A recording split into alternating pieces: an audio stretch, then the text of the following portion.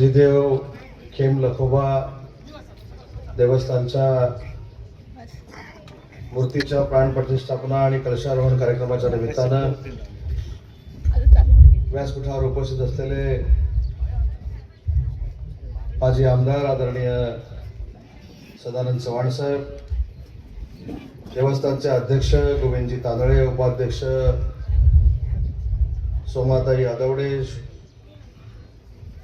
सोमाभाई आदवडे, सुभाष आदवडे, माझ्यासोबत उपस्थित असलेले राजेशजी बेंडल, बाबूशेठ माप, नासिरजी खोत, मयुरीताई श्रीके, पूजाताई जवरत, विनोदजी झगडे, संदेशजी आयरे, रुपेशजी गाग, निहार कोवळे, कपिल शिर्के, बळीरामजी मोरे, सूर्यकांतजी तांदळे, व्यासपीठावरील सर्व सन्माननीय मान्यवर आणि मोठ्या संख्येने उपस्थित बंधू आणि भगिनींनो,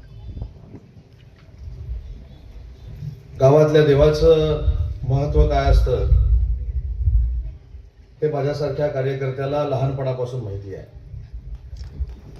तर हा जसा ग्रामीण भाग आहे तसा मी देखील ग्रामीण भागाच्या अशा देवळाच्या परिसरातच लहानाचा मोठा झालो. त्याच्यामुळं ग्रामस्थांमध्ये असलेले देवळाबद्दलचे विचार, देवळाबद्दलची भावना, आणि आपण कितीही जरी मोठे झालो तरी आपल्या गावातल्या देवाच्या उत्सवाला आपण आलंच पाहिजे, हे कोकणवासियांची असलेली भावना. या जिल्ह्याचा पालकमंत्री म्हणून, कोकणचा एक कार्यकर्ता म्हणून मला माहिती आहे. गेले 8-10 दिवस चव्हाण साहेब सातत्यानं मला सांगत होते की या कार्यक्रमाला तुला यावं लागेल. जिल्ह्याचा मी पालकमंत्री आहे,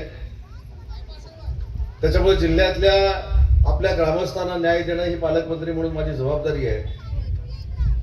आज नुसतं जबाबदारी स्वीकारून न्याय द्यायला आलो नाही, तर देवाचा आशीर्वाद देखील घ्यायला आलोय. त्याच्यामुळे देवाचा आशीर्वाद घेतल्यानंतर एकच गोष्ट सांगतो की तुम्ही सांगितलेली कामं आता मला परत सांगावी लागणार नाही, सगळीच्या सगळी कामं मंजूर केली जातील. पण जे काय तुम्ही मागितलं हे स्वतःसाठी काहीच मागितलं नाही. तुम्ही सांगितलं की आम्हाला विंधनवीर पाहिजे, तुम्ही सांगितलं कंपाऊंड वॉल पाहिजे, तुम्ही सांगितलं रंगमंच पाहिजे, तुम्ही सांगितलं व्यायामशाळा पाहिजे, सुशोभीकरण या परिसराचं झालं पाहिजे, अशी तुमची मागणी आहे. त्याच्या स्वतःच्या घरचं काम तुम्ही मला सांगितलं नाही, तुम्ही सार्वजनिक काम सांगितलं, सामाजिक काम सांगितलं. आणि सार्वजनिक कामं करण्यासाठीच आणि सामाजिक कामं करण्यासाठीच राज्यामध्ये मंत्री असतो आणि जिल्ह्याचा पालकमंत्री देखील असतो.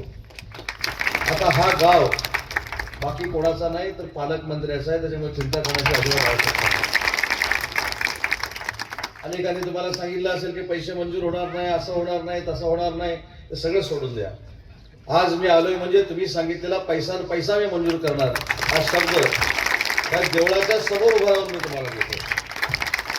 12 लाख जर तुम्हाला पहिल्यांदाच दिलेले असतील कंपाऊंड वॉलसाठी, बरोबर ना साहेब, तर बाकीचे पैसे देखील उभी करण्याची जबाबदारी पालकमंत्री या नात्यानं माझी आहे.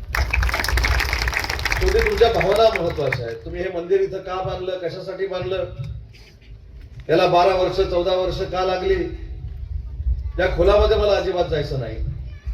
परंतु सांगितलेली तुमची कामं मला एका वर्षामध्ये आता पूर्ण करायची आहेत आणि समोरच्यांना दाखवून द्यायची आहेत. ज्यावेळी गाव एकत्र येतो, आध्यात्मिक वारसा पुढे नेण्याचा प्रयत्न करतो, गावाची परंपरा पुढे नेण्याचा प्रयत्न करतो, तर 100% पालकमंत्री त्यांच्या सोबत असतो. 1 वर्षामध्ये मी तुम्हाला दाखवतो. तहसीलदार तर माझ्यावर इथं आलेले असतीलच, तहसीलदारांना माझ्या हातात सूचना आहेत आणि पालकमंत्री म्हणून आदेश आहेत की पुढच्या 15 दिवसामध्ये तुम्हाला लागणारी विंधनवीर या परिसरामध्ये त्यांनी मारून दिली पाहिजे आणि तहसीलदारांच्या हातामध्ये सोडा. बाकी सगळी विकास कामाची जबाबदारी तुम्ही माझ्यावर सोडा. पण ज्या पद्धतीनं तुम्ही आशीर्वाद दिलेत, सहकार्य केलं, ते आशीर्वाद आणि सहकार्य वर्षानुवर्ष आमच्या सोबत ठेवावेत ही देखील विनंती या कार्यक्रमाच्या निमित्तानं मी आपल्या सगळ्या ग्रामस्थांना करणार आहे. येताना मला चव्हाण साहेब सांगत होते की कशी विकासाची कामं केली पाहिजेत, किती पैसा उपलब्ध करून दिला पाहिजे. शेवटी देवाचा आपण ज्यावेळी काम करतो, देवाचा आशीर्वाद ज्यावेळी आपण मागतो, त्यावेळी सगळी कामं आपल्या परिसरातली पूर्ण झाली पाहिजेत हे मला देखील माहिती आहे.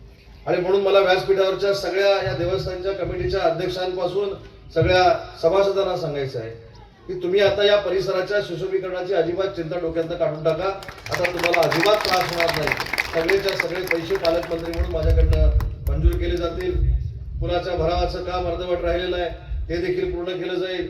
जी काही तुम्ही विकासाची यादी दिलीत आणि काही कामं चुकून राहिली असणारच, पण सगळीच कामं काही पूर्ण होणार नाही, ती पण सगळी कामं मी तुम्हाला पूर्ण करून दाखवतो. शेवटी माझ्याकडे पालकमंत्री म्हणून जी निधीच्या तिजोरीची चावी आहे, त्याच्यातनं मला काही स्वतःचा ताजमहाल बांधायचा नाही, किंवा स्वतःचं घर बांधायचं नाही. तो पैसा माझ्या ग्रामीण भागातल्या लोकांची, शहरातल्या लोकांची कामं झाली पाहिजेत, यासाठी पैसा मला खर्च करायचा आहे. आणि त्याच्यातनं या गावासाठी जर मला योगदान देता आलं तर तेवढं परमभाग्य माझ्या आयुष्यात असणार नाही. त्याच्यामुळे तुम्हाला कुठच्याही निधीची कमतरता पडणार नाही. पण अजून एक मला एक विनंती करायची आहे. मगाशी नासिरबाईंनी सांगितलं, आमच्या चव्हाण साहेबांनी सांगितलं की रोजगार निर्मितीसाठी कारखाना आपल्याला पाहिजे. पण पहिली आपली मानसिकता कारखाना आल्यानंतर त्याचं समर्थन करण्याची असली पाहिजे. मी 4 वर्षापूर्वी पहिल्यांदा जेव्हा परदेशामध्ये एका कॉन्फरन्सला गेलो होतो आणि त्या ठिकाणी एक फार मोठा उद्योजक मला भेटला आणि मी त्याला सांगितलं की माझ्या कोकणामध्ये, माझ्या रत्नागिरीमध्ये मला आपला प्लांट टाकायचा, आपला कारखाना टाकायचा आहे. त्यांनी माझी चेष्टा केली चव्हाण साहेब. त्यांनी मला असं सांगितलं की तुझ्याकडे स्वतःची 5-6 गुंठे जागा असेल तर पहिली पिठाची चक्की टाक, आणि पिठाची चक्की टाकून तुला जर विरोध झाला नाही तर मी माझा कारखाना आणतो. हे त्यांनी कदाचित चेष्टा म्हणून केलं असेल, पण मी मनावर घेतलं आणि आज अभिमानानं सांगतो, या चिपळूणमध्ये 3,500 कोटीचा कोका कोलाचा प्रकल्प आम्ही त्या ठिकाणी आणू शकलो. रेल्वेचा गादी कारखाना या आता लोट्यामध्ये सुरू होणार आहे. माझ्या रत्नागिरीमध्ये 30,000 कोटीचा सेमीकंडक्टरचा कारखाना आलाय आणि 10,000 कोटीचा डिफेन्स क्लस्टर, म्हणजे जिथं आता बंदुका तयार होणार आहेत, असा कारखाना देखील रत्नागिरीमध्ये आपण आणतोय. त्याच्यामुळे या जिल्हा परिषद गटाची जबाबदारी नाही, या तालुक्याची जबाबदारी तुम्ही सगळ्यांनी मिळून घेतली पाहिजे. या तालुक्यातनं आवाज आला पाहिजे की आम्हाला MIDC पाहिजे, आम्हाला प्रकल्प पाहिजे. आणि ज्यावेळी अशी परिस्थिती तुम्ही निर्माण कराल तर 100% तुमच्याकडे देखील प्रकल्प येतील. आणि तो आणण्यासाठी जिल्ह्याचा पालकमंत्री म्हणून आणि राज्याचा उद्योग मंत्री म्हणून मी नक्की पुढाकार घेईन. या सगळ्या गोष्टी एकामेकाला संलग्न आहेत. ज्यावेळी आपण एखादा प्रकल्प मागतो ते आपल्याला जागा द्यावी लागते, आणि जागा कुणाची असते? शेतकऱ्यांची असते. मग काही स्वार्थी लोक शेतकऱ्यांना येऊन भडकवतात, MIDC करायचं नाही म्हणून सांगतात. MIDC झाली तर पिढीच्या पिढी बर्बाद होईल, अशा पद्धतीची काही लोक भाषणं करतात. याला जर आपण प्रतिकार करणार असू विचारानं, तरच तुमच्याकडे प्रकल्प येऊ शकतो, तरच तुमच्याकडे कंपनी येऊ शकते, आणि तरच तुमच्याकडे MIDC होऊ शकते. त्याच्यामुळे आज आपण देवाच्या समोर संकल्प करूया की कुठचाही प्रकल्प येऊ दे, तो जर पर्यावरणाला पूरक असा प्रकल्प असेल, माझा निसर्ग सांभाळणारा प्रकल्प असेल, तर त्या प्रकल्पाचं आम्ही स्वागत करू.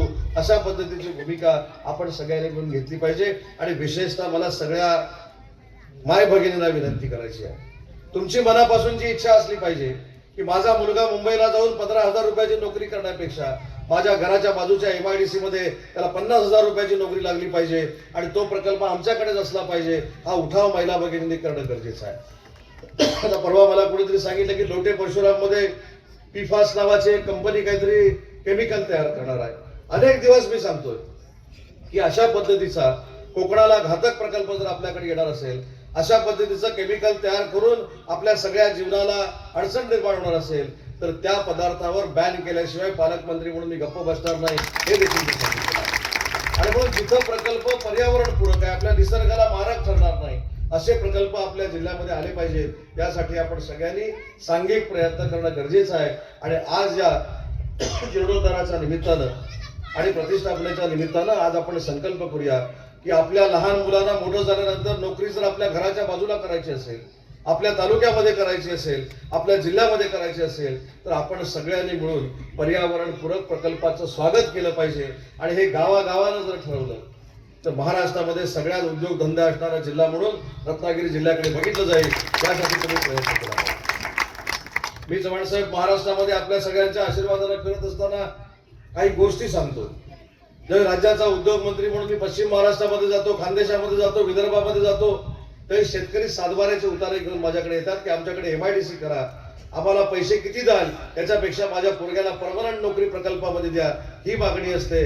आणि दुर्दैवानं आपल्याकडे आमच्या सातबाऱ्यावर कंपनीज होऊ नये, आमच्या सातबाऱ्यावर MIDCच नको, आमचं पोरगं मुंबईला नाही अजून अमेरिकेत गेले तरी चालेल, पण आमच्या जवळ नोकरीला नसलं तरी चालेल, ही भूमिका आपली जी आहे ही आपण सगळ्यांनी मिळून पहिल्यांदा बदलली पाहिजे. आणि म्हणून मला असं वाटतं की प्रकल्प देखील आपण आणू. MIDC देखील करण्याचा आपण प्रयत्न करू. पण याच्यासाठी आपण सगळ्यांनी एकत्र येऊन या MIDCची मागणी केली पाहिजे. आणि ती जर एकत्र येऊन तुम्ही मागणी केली तर बाकीची जबाबदारी तुम्ही माझ्यावर सोडून द्या. प्रकल्प आणायचं की काय करायचं हे पालकमंत्री म्हणून मला चांगलं माहिती आहे. या जनतेला न्याय दिल्याशिवाय महायुतीचं सरकार, माननीय देवेंद्रजी फडणवीस आणि एकनाथ शिंदे साहेबांच्या नेतृत्वाखालचं सरकार हे तुम्हाला रोजगार देऊन दाखवेल. एवढे चांगले प्रकल्प त्या चिपळूण परिसरामध्ये आणू. आणि म्हणून जास्त वेळ मी काही घेत नाही. माझ्या समोर काही निवेदनं ठेवलेली आहेत. सगळीच कोटीच्या कोटी उड्डाणं आहेत. पहिल्या निवेदनात 1 कोटी 5 लाख मागितलेत, दुसऱ्या निवेदनात 15 लाख मागितलेत, तिसऱ्या निवेदनात 15 लाख मागितलेत, 1 कोटी. हा दोनच आहेत का? दोनच निवेदन आहेत, पण झेरॉक्स भरपूर आहेत, त्याच्यामुळे जास्त किंमत झाली. तर शाळेचा, इमारतीचा देखील जो विषय आहे, दुरुस्तीचा विषय, त्याच्यासाठी परत तुम्हाला निवेदन द्यावं लागणार नाही. आजच त्या दुरुस्तीचे पैसे देखील माझ्याकडून मंजूर केले जातील. त्यामुळे त्याला 5 लाख रुपये किती मागितले तुम्ही?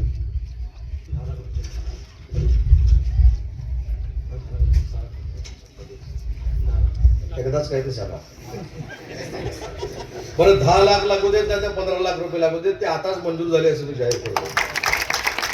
कारण जेवढं देऊळ आपल्याला महत्वाचं आहे, जेवढी ग्रामदेवता आपल्याला महत्वाची आहे, जेवढे देवदेवता आपल्याला महत्वाचे आहेत, तेवढं शिक्षणाचं मंदिर देखील गावात महत्वाचं आहे.